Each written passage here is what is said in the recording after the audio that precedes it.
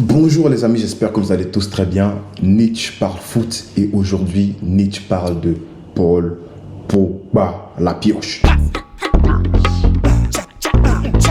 Avant de commencer, si tu es nouveau sur cette chaîne qui est Nietzsche parle foot, je t'invite à t'abonner.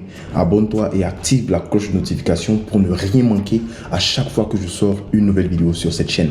On l'a dit, sur cette chaîne, on va parler de tout ce qui est extra Barça. Tout ce qui est news, même si ça n'a rien à voir avec le Barça, Ligue des Champions, on va débriefer les matchs, on va analyser, on va faire le maximum qu'on peut. Si ça t'intéresse, n'oublie pas de liker, partager. Et puis voilà, commente. Je serai très content de lire ton commentaire et comme d'habitude, on va y répondre. On commence. Pogba suspendu pour 4 ans.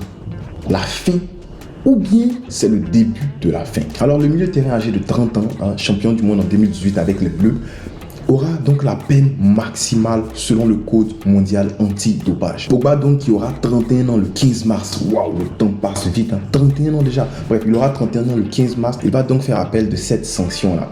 Il avait été contrôlé positif en août 2023, donc ça fait déjà bien longtemps, en août 2023, à l'occasion d'un match entre Udinese et la Juventus de Turin, comptant pour la première journée du championnat d'Italie.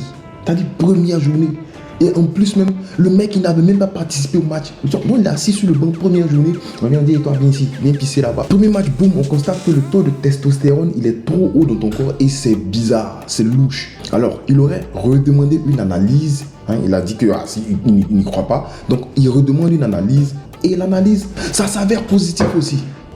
Le milieu de terrain dont la saison 2022-2023 avait été perturbée par de nombreuses blessures, mais aussi des problèmes extrasportifs. Vous vous souvenez de quoi je parle? Il avait été suspendu donc le 11 septembre. La date est quand même bizarre. Avant donc que la contre-expertise qu'il aurait lui-même demandé, voilà, confirme qu'il avait un taux de testostérone très haut. Donc aujourd'hui, la pioche annonce sur son Instagram qu'il va interjeter l'appel auprès du tribunal arbitral du sport, le TAS. Et il dit dans son message qu'il n'a jamais pris sciemment ou même délibérément des produits dopants. Ok, alright, I will tell them in my free time.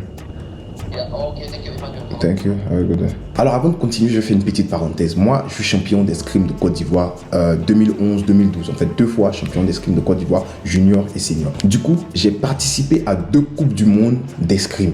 Donc, les tests antidopage, là, je m'y connais. Et là, même pour préparer les vidéos, je suis allé lire la loi sur les substances de dopage.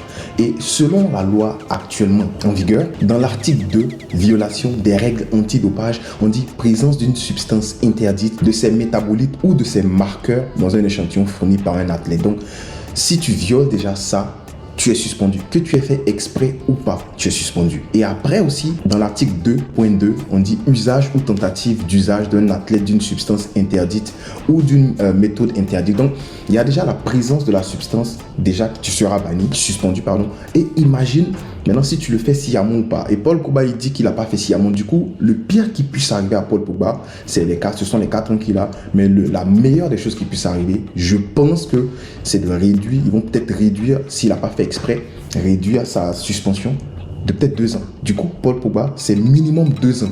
Selon ce que j'ai lu, je peux vous mettre ça en description. Si vous avez besoin de lire l'article, je peux vous envoyer l'article aussi. Comme ça, vous serez informé. Vous verrez qu'on n'est pas juste en train de dire ça dans le vent. Du coup, selon la loi, il y a possibilité que la suspension de Paul Pogba soit réduite. On a vu qu'il y a des athlètes qui ont eu leur suspension réduite, comme Jenson Brooksby, qui est un tennisman, un joueur de tennis. Il a eu sa suspension réduite de 5 mois. Donc, il est passé de 18 mois à 13 mois. Et il était très heureux. Je pense que c'était par rapport au même cas, substance trouvée dans son corps ou dans son métabolisme, mais il n'avait pas fait exprès. Alors, Paul Labile Pogba, d'après vous, gâchis ou pas gâchis? Oui, parce que son palmarès, il est quand même bien garni. Déjà, du côté des U20 en 2013, Paul Pogba, avec les U20, il est champion du monde. Après, en Angleterre, il a 2010 avec Manchester United. Là, il part à Juventus et il revient encore. En 2017, il remporte la Ligue Cup, ou la Coupe de la Ligue en français. En Italie, voilà, il a quand même, avec la Juventus, il est 3 fois champion de la Super Coupe d'Italie. Il a 4 Serie A. Il a une Europa League. Il a une Ligue des Nations. Mais surtout, il est champion du monde. Voilà, donc pour moi, son palmarès, c'est très bon. Champion du monde, des titres. Il n'a pas la Ligue des Champions, peut-être, un trophée que voilà, la plupart des grands joueurs, tous les grands joueurs veulent avoir dans leur palmarès. Mais il est quand même champion du monde. Donc pour moi, son palmarès, c'est quand même ça. Mais dans mon fort intérieur, je me dis que Paul Pogba, il n'a pas surpassé son potentiel. Il n'a pas atteint le potentiel qu'il devait atteindre. Paul Pogba, c'est un potentiel beaucoup plus énorme. Il aurait pu être même classé au niveau des Zidane en termes de comment je peux dire, à la fin de sa carrière, il aurait pu être classé au niveau des Zizou, de très très grands milieux de terrain. Mais là, il sera en dessous. Et pour moi, c'est dommage parce qu'il y a eu des blessures. Et puis, en plus, il y a ça qui va venir entacher sa fin de carrière. Qui, pour moi, voilà, c'est la fin, hein, honnêtement. Donc voilà, étonnant. Et Paul Pogba, en plus de son potentiel, il avait une habilité balle au pied pas possible. Il avait l'habilité balle au pied, il avait une puissance. Je suis en train de parler de lui au passé, mais bon, à vrai dire, s'il revient même dans 2 ans, voilà, pour moi, c'est Al Hilal pour lui, quelque chose comme ça. Hein. Mais on ne sait jamais. Avec le football, on ne sait jamais. Il avait une puissance pas possible. Il avait une qualité de passe exceptionnelle. Il était très, très complet en tant que milieu. Pour moi, c'était même le prototype idéal après Yaya Touré. C'était le Yaya Touré encore 2.0, même si on veut dire. Je ne dis pas qu'il est beaucoup plus fort que Yaya Touré, non. Mais dans les profils, c'est similaire. Et il aurait pu faire beaucoup, beaucoup mieux que Yaya Touré. Mais c'est dommage, en fait. En plus de ces habiletés-là, tu pourrais ajouter aussi sa capacité de dribbler dans les espaces réduits. Pour un gars qui a sa corpulence comme ça, qui est capable de dribbler dans les petits espaces, mais en fait, tu as un monstre entre les mains. Le football actuellement, c'est devenu très, très tactique. Regardez les systèmes de Guardiola en passant par De Zerbi et tout, c'est devenu très tactique. Et tout fonctionne autour d'une équipe qui bouge ensemble, qui attaque ensemble, qui défend ensemble. En fait, ce que je veux dire, c'est que tout est structure maintenant au football. Et quand une équipe fonctionne ensemble comme ça, ils sont très difficiles à décortiquer. Regardez Francfort. Il y a Boniface qui dit, lui, souvent même, ils sont en train de jouer. Il ne sait même pas dans quelle formation il joue. Il ne sait même pas c'est quoi le truc...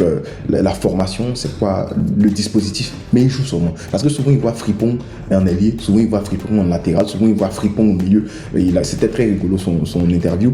Voilà. Donc, quand une équipe fonctionne comme ça, c'est difficile à décortiquer. Cependant, si tu es un joueur qui arrive à dribbler comme Paul Pogba, qui est fort physiquement, c'est-à-dire que je suis là, je suis Paul Pogba, et puis je joue contre City, il y a un Phil Foden qui vient là en presse, et puis voilà, je lance ma jambe comme ça, j'avance 2-3 foulées, je l'ai déjà passé. Du coup, tu es obligé, l'équipe adverse est obligée de rompre son système pour envoyer un autre joueur pour venir t'obliger à ne pas passer. Et une fois que ça se fait, la structure dont on a parlé, l'équipe qui était bien structurée, elle est désorganisée. Et donc, une fois que tu as un gars comme Paul Pogba qui arrive à faire des éliminations comme ça, qui arrive à créer la différence comme ça, contre une équipe bien structurée comme City ou whatever, la structure de l'équipe est désorganisée et tu peux décortiquer le bloc. C'est pour ça que je dis que le profil de Paul Pogba, c'est parfait, c'est le milieu parfait. Tu le mets devant la défense en Regista, il assure parce qu'il est très très bon balle au pied, il est très très bon, ses passes longues sont exceptionnelles. Tu le mets en 10 derrière un attaquant, mais derrière 2 attaquants, il fait l'exploit, il marque de loin. Voilà, pour moi, c'est du gâchis parce que je pense qu'il aurait pu faire beaucoup mieux. Voilà, donc au final, pour moi, c'est une fin de carrière qui est plutôt ratée pour Paul Pogba. Et ça avait déjà commencé même quand il était reparti à la Juventus parce qu'il était en train de se blesser. Et le football, vous savez que ça va très vite. Tu te blesses une saison, si tu ne reviens pas au même niveau ou encore plus fort qu'avant, mais il y aura un jeune qui va venir et puis il va faire qu'on va t'oublier en fait. Donc voilà, dites-moi en commentaire ce que vous pensez de la suspension de Paul Pogba. Est-ce que vous pensez que c'est juste? Est-ce que vous pensez que c'est pas juste? Est-ce que vous pensez... Dites tout ce que vous voulez, on va en discuter. Et j'aimerais aussi savoir si vous pensez que la carrière de Paul Pogba, à la fin de la journée, c'est du gâchis ou bien il a rempli en fait son potentiel. Je serais content de lire votre commentaire et d'y répondre, bien sûr. N'oubliez pas, on le fait pour l'amour du football. Peace.